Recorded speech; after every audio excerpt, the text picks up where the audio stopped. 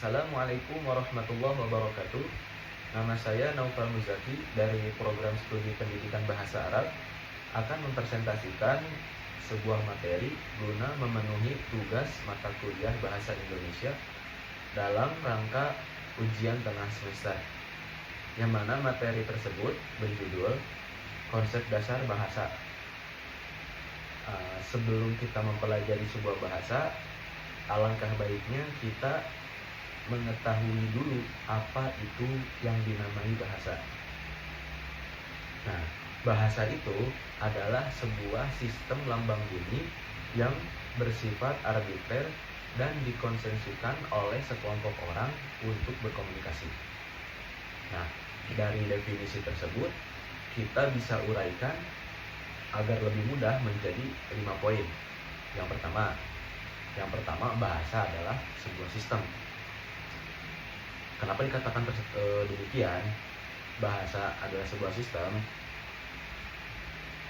karena bahasa itu, seperti yang telah kita ketahui ya, bahasa itu sudah jelas mempunyai sebuah struktur atau sebuah tatanan bahasa.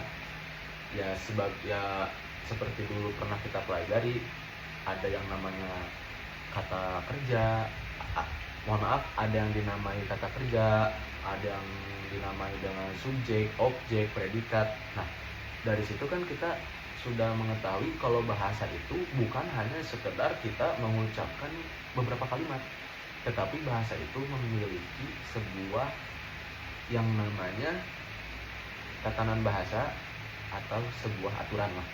Sebutlah aturan. Yang mana ini itu bagi saya adalah sebuah nyawanya. Maksudnya tanpa itu kita tidak akan bisa memahami bahasa manapun. Jika sebuah bahasa tidak mempunyai sebuah struktur, itu tidak akan bisa dipahami. Ya mungkin hanya dengan sekedar mengucap asal sebuah kalimat, itu tidak akan bermakna apapun. Nah, jadi yang pertama itu adalah bahasa adalah sebuah sistem. Nah, jadi dari 5 poin ini kita bisa memahami bahasa secara utuh. Maksudnya konsep bahasa secara utuh. Yang pertama adalah sebuah sistem. Yang kedua itu menggunakan lambang bunyi. Nah, bagaimana maksudnya? Ini sudah jelas ya, lambang bunyi. Lambang bunyi itu adalah kalimat atau suara yang keluar dari lisan seorang insan. Nah, itu adalah yang dinamai lambang bunyi.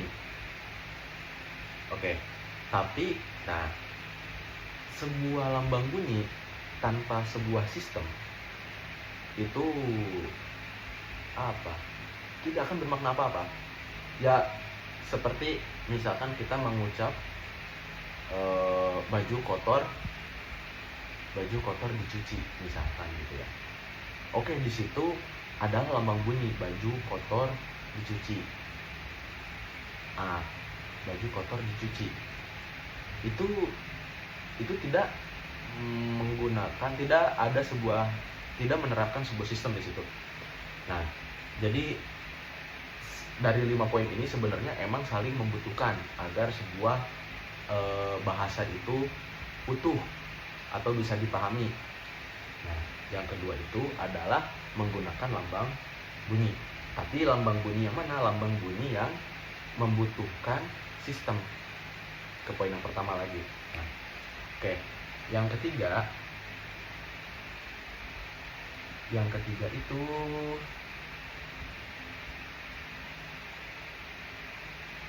bersifat arbitrer. Sebenarnya bahasa itu bersifat arbitrer. Apa sih arbitrer itu? Arbitrer itu adalah kebebasan kebebasan individu untuk berbahasa. Bagaimana maksudnya? Katakanlah ini adalah sebuah remote dan emang ini udah disepakati. Dan ketika kita mungkin nanya ke orang gitu ya, ini apa sih? Orang pasti akan menjawab ini sebuah remote gitu.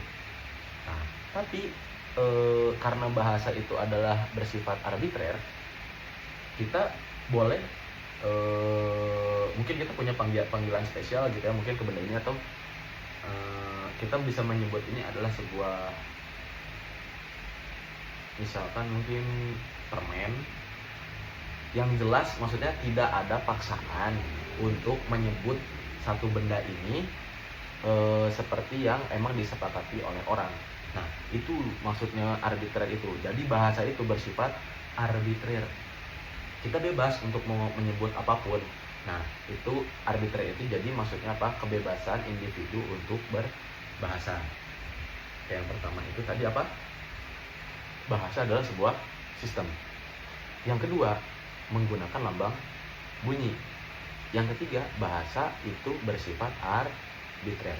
Lanjut ke yang nomor 4. Nah, yang nomor 4 adalah dikonsensuskan oleh sekelompok orang. Dikonsensuskan itu maksudnya disepakati oleh sekelompok orang untuk mereka menggunakan bahasa yang sudah dikonsensuskan oleh mereka itu untuk mereka konsumsi sehari-hari, untuk bertukar informasi, untuk berinteraksi sesama mereka. Nah, jadi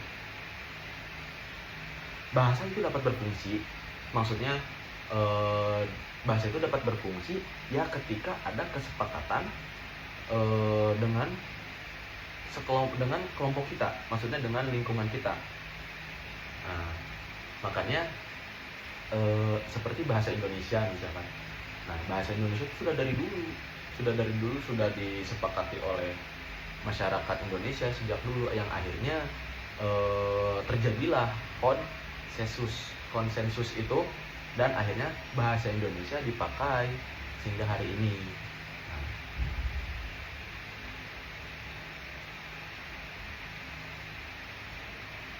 yang selanjutnya, nah tadi coba kita ulang lagi. Yang pertama adalah bahasa adalah sebuah sistem. Yang kedua, bahasa harus dengan lambang bunyi. Yang ketiga, bersifat arbitrer. Yang keempat, bahasa dikonsensuskan. Nah, lalu ini yang terakhir, nomor 5. Sudah jelas yang nomor 5 ini. Sebenarnya yang nomor 5 ini adalah digunakan untuk berkomunikasi. Nah, tujuan utama bahasa adalah menyampaikan pesan. Adanya bahasa itu untuk kita saling bertukar informasi.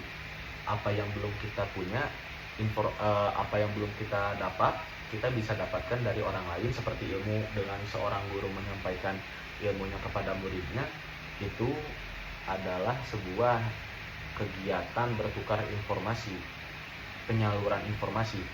Nah, jadi pentingnya bahasa itu dari situ. Makanya bagaimana orang yang ingin kita ajak bicara paham jika kita saja tidak memahami sistem bahasa itu sendiri, konsep bahasa. Nah, itu pentingnya kita di situ. Sebelum kita mempelajari bahasa apapun, kita harus memahami dulu apa itu yang dinamai konsep dasar bahasa. Begitu teman-teman.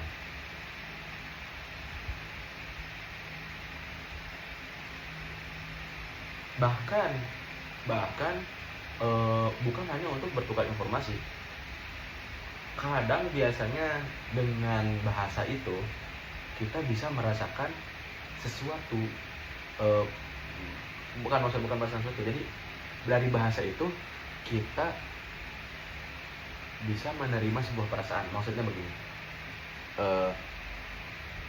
dari sebuah bahasa, kadang kita kalau misalkan membaca sebuah kisah yang sedih, atau membaca puisi yang indah, atau kita dicaci sama orang, itu dari ketiga bahasa itu. Sebutlah dari 3 bahasa itu. Pertama dari kisah yang sedih, maka kita dari bahasa itu, dari kumpulan bahasa yang mempunyai sistem, yang mempunyai lambang bunyi, yang arbitrer dan sebagainya, itu kita bisa merasakan rasa sedih. Lalu dengan kita membaca puisi yang indah, kita bisa merasa terharu. Nah, lalu ketika ketika kita dicaci sama orang, kita akan merasa marah. Nah, dari bahasa-bahasa itu yang sudah memenuhi 5 syarat tersebut, kita bisa merasakan sebuah rasa yang berbeda-beda yang disebabkan oleh bahasa itu. Nah, sekian dari saya, Naufal Muzaki. Mohon maaf jika banyak salah kata atau ya, mohon maaf.